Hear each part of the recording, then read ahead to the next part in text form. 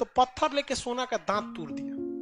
सोना का दांत था, तोड़ दिया कर्ण ने। और दिया तो उन्होंने मना कर दिया, कहा कि ब्राह्मण को झूठा देते हो।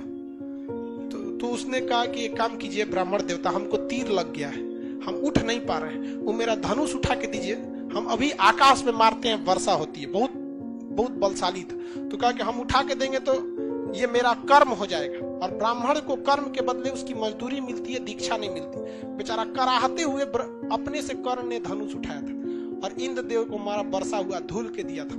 इसलिए जब तक पृथ्वी कर्ण जैसा महाबली कोई। अलीगढ़ के कोना में एकदम कौन सा जगह है? मथुरा, कृष्ण भगवान की जन्मभूमि। वृंदावन मथुरा में। वृंदावन कहाँ है? मथुरा। देखिए वहां वृंदावन मिला कि नहीं मिला?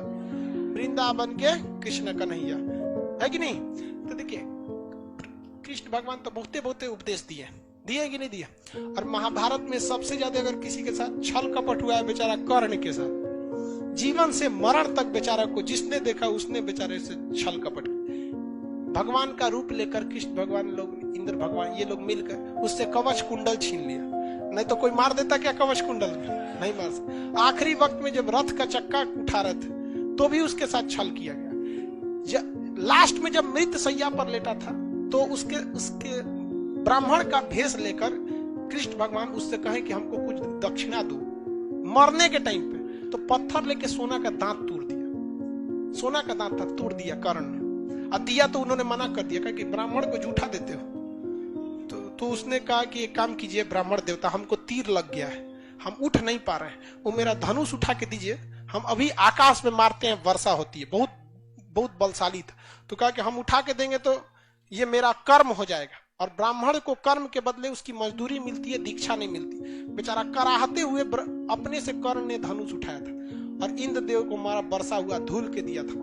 इसलिए जब तक पृथ्वी कर्ण जैसा महाबली कोई और उतना दानी नहीं होगा। भले जीते अर्जुन थे, अर्जुन जीते नहीं, जिताए गए थे। और कर्ण हारा था तो सत्य की जीत के लिए। कर्ण वह व्यक्ति था जो हार कर भी सत्य को विजयी बना दिया, क्योंकि कर्ण अगर नहीं रहता तो कौरव जीत जाता। कर्ण अगर नहीं मरा रहता तो कौरव जीत जाता। तो कर्ण ने अपना कवच कुंडल दान दिया था इसलिए कि कर्ण मारा जाए और कौरव हार जाए। वरना वहां पर वो जीत, अगर वो कवच कुंडल नहीं दिया रहता तो बहुत मुश्किल हो जाता उसको।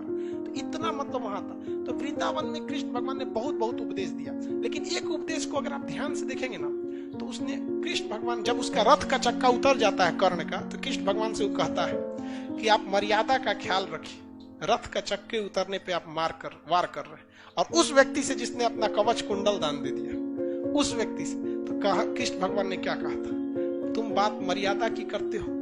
पांचाली को वैश्या कहने वाला कौन था? पांचाली को उन्होंने बोला था। तो वही बात कि कहीं ना कहीं आपके जीवन के कुछ ऐसे शब्द हो जाते हैं जो आगे जाके आपकी जान ले सकते हैं। तो इसका आप हमेशा ध्यान रखिएगा। जिंदगी बहुत बड़ी है, नौकरी तो मिल ही जाएगी, लेकिन जीवन में कभी ऐसा शब्द मत निकालिएगा जिस वजह से आपकी जान या फिर मर जाना ही, जान नहीं लेना। कभी ऐसी बेइज्जती, कभी ऐसा फंस जाइएगा कि वो शब्द आपको जीने नहीं देगा। और शब्द एक बार निकल गया तो वापस नहीं ले सकते। तो वृंदावन में जाइएगा तो बड़ी बड़ी कथा होती है, वहां पर सुनिएगा तो बहुत बढ़िया कथा कहता है, मन लगता है बहुत। कभी जाइएगा सुनिएगा, बहुत बढ़िया।